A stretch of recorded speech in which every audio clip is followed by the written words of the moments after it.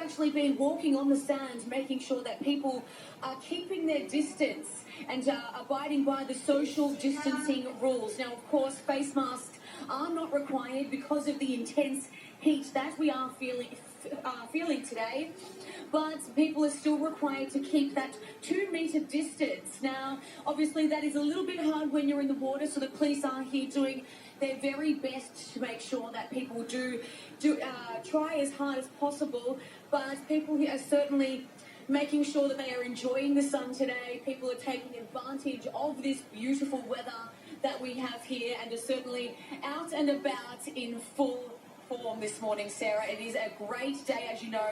I'm a big fan of this kind of weather, so I'm going to be making the most of it while we're out here as well. Well, you picked a good day for it there, Sarah. Tell me, how much concern is there that these restrictions are potentially being lifted too soon and there may be a second wave of coronavirus? Well, Sarah, from the people that we've spoken to, there doesn't really seem to be that much concern.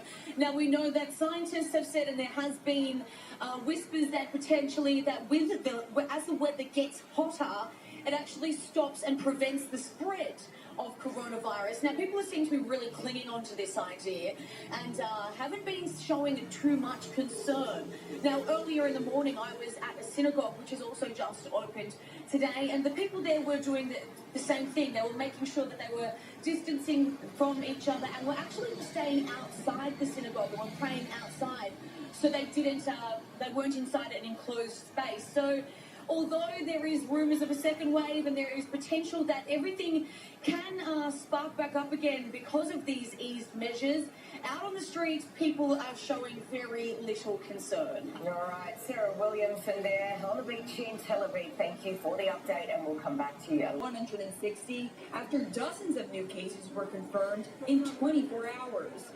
Multiple people have recovered from the disease so far, but it has claimed the lives of dozens in the war-torn country. Meanwhile, in Turkey, daily coronavirus cases are falling. The country's health minister says a little over 1,000 coronavirus infections were recorded in one day. Turkey's total number of cases now stands at more than 151,000. A large majority of the people infected have recovered, but the disease has killed over 4,000 people. Moving to Iraq, where the Kurdish regional government will put a curfew into place during the Muslim holiday of Eid to prevent the spread of coronavirus. The curfew will take place in all provinces for 72 hours, starting on the first day of the holiday. Eid marks the end of the holy fasting month of Ramadan.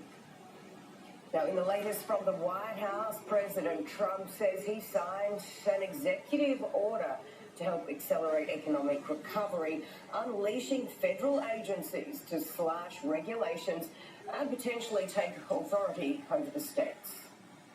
I will sign an executive order instructing federal agencies to use any and all authority to waive, suspend, and eliminate unnecessary regulations that impede economic recovery.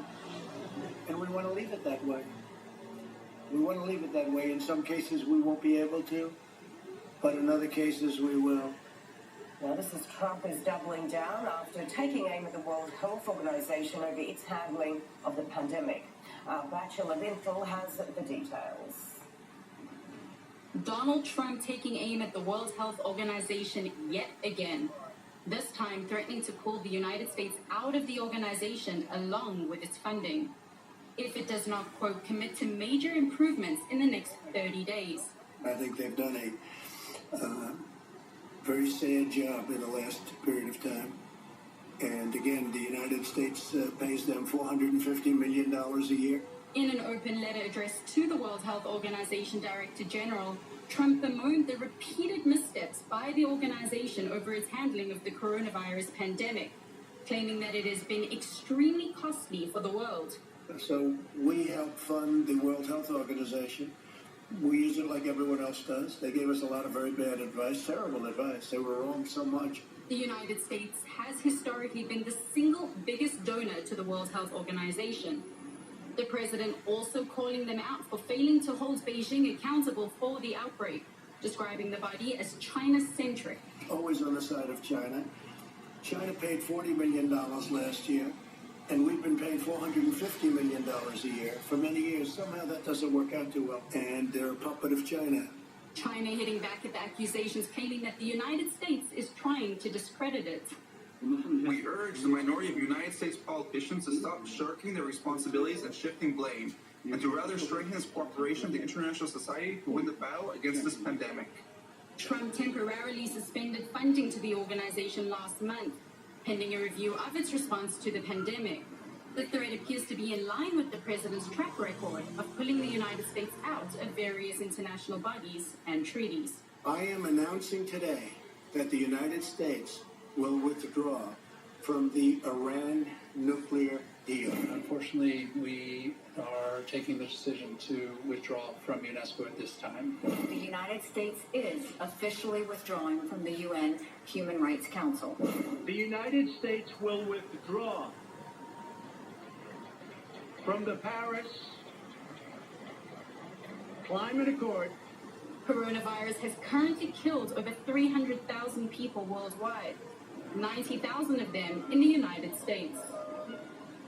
The pandemic is not only a This time we'll make it with rice and our own seasoning. We roll the grape leaves a bit different so that they come out thinner than usual, the size of fingers. You can tell by the grape leaves in which area they were made. Darijat village is made up of one big family. My grandfather arrived here in 1840 with his 5 sons and 3 daughters. He managed to buy land here, and the next thing he did was dig 5 caves. Why caves? Because he was a fallah, peasant. The fallaheen used to practice agriculture in one place. They were very attached to their land. Unlike the Bedouin, they didn't wander or live a nomadic life.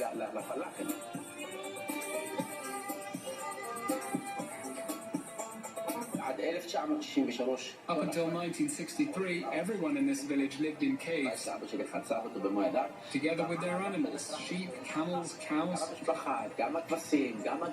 Today we live in modern buildings. Everything is within reach. You open the fridge and there's all the food you need. In the past, we were dependent on seasons. All food came from the land. The cooking process was different as well.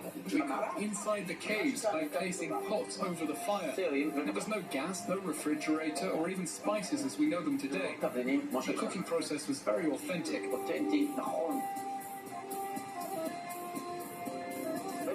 Some of the dishes from the past remain the same. When we prepare grape leaves, for example, the whole village comes to eat. It's folk family food, and one of the dishes most recognized in our culture.